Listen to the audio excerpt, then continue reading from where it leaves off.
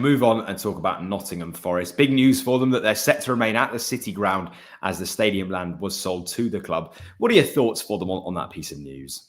Well, I think when we discussed this before, we predicted that would be the case, that the City Council would cave in, and they have done. I don't know what the numbers are, but I don't think it really matters, that the club have now got the land they wanted.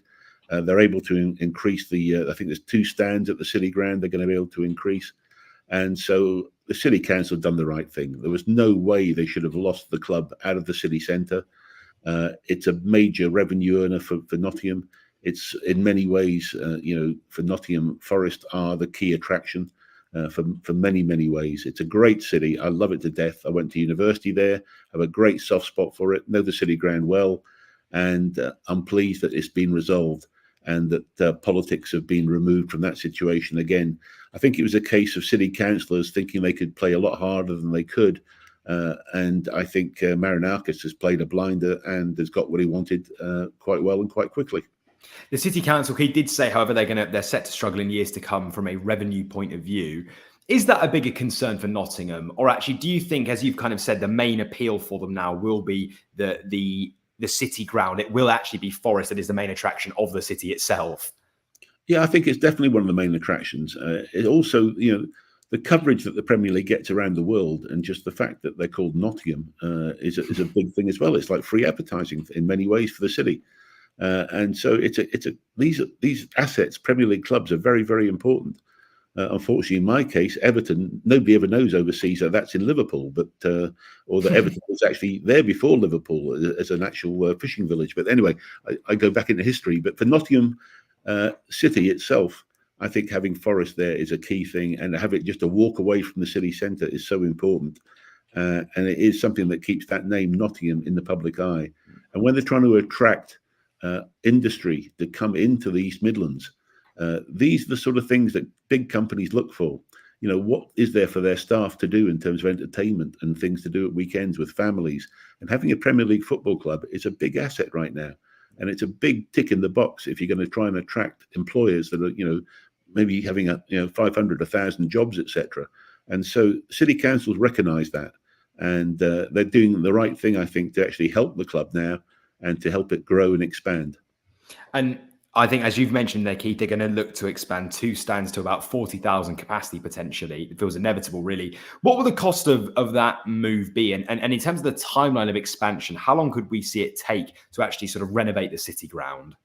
Well, if you looked at a very rough idea, would be about £5,000 a seat. So 10,000 increase, you're looking at 50 million would be the sort of number that we could be looking at, which I think is about right. I don't know if there's any major structural work that would have to be done, groundwork, etc. So I'm really putting my finger in the air, but I think it's going to be around that sort of number. It could be higher, but around that sort of number. But that'll be okay in terms of the revenue return over the extra 10,000 seats. And it will make the City Ground more intimidating and a more enjoyable arena, and hopefully some new facilities, etc. So I think everybody's going to win. It's just down to Forest to keep themselves in the Premier League. And as we know, that's not always that easy.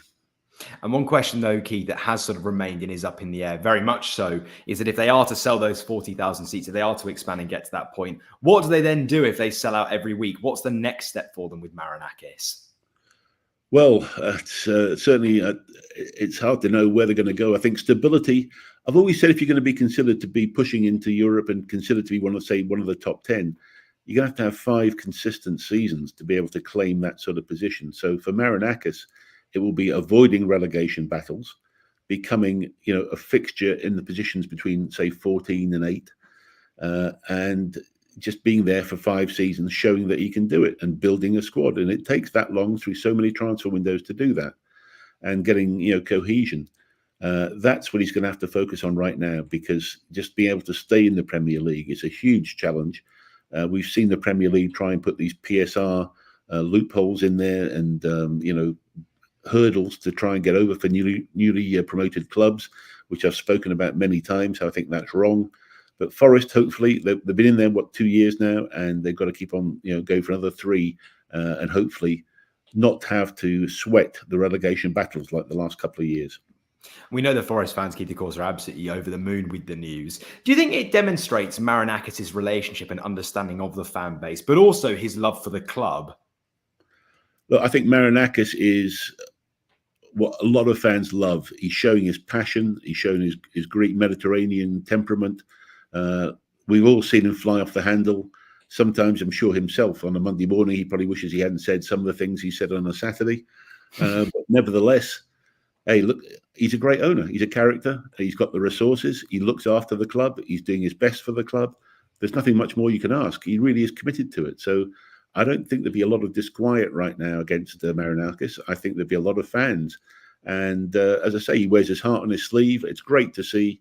And perhaps that's better than the private equity play that we're seeing in a lot of other places. There's some argument, Keith, that Nuno was in there, sort of to steady the ship and see them on forwards. Do you think he is a long-term managerial choice for them? Can he lead them into Europe potentially, say, over the next 5 to 10 years? Or actually, will they be looking at him as a stopgap to then move on to a manager potentially with a higher caliber in Europe? Well, as we just mentioned, Marinakis does have that Mediterranean temperament, and we've seen already that he doesn't suffer fools gladly, and he wants success, and he wants it quickly.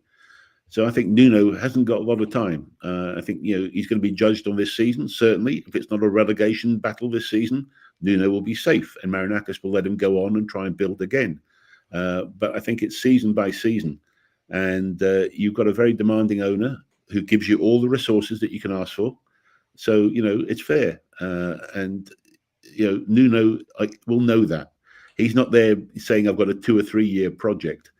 He knows he's living season by season and sometimes week by week, which is the whole Premier League drama and the excitement and why we love it so much and can't wait to have it back.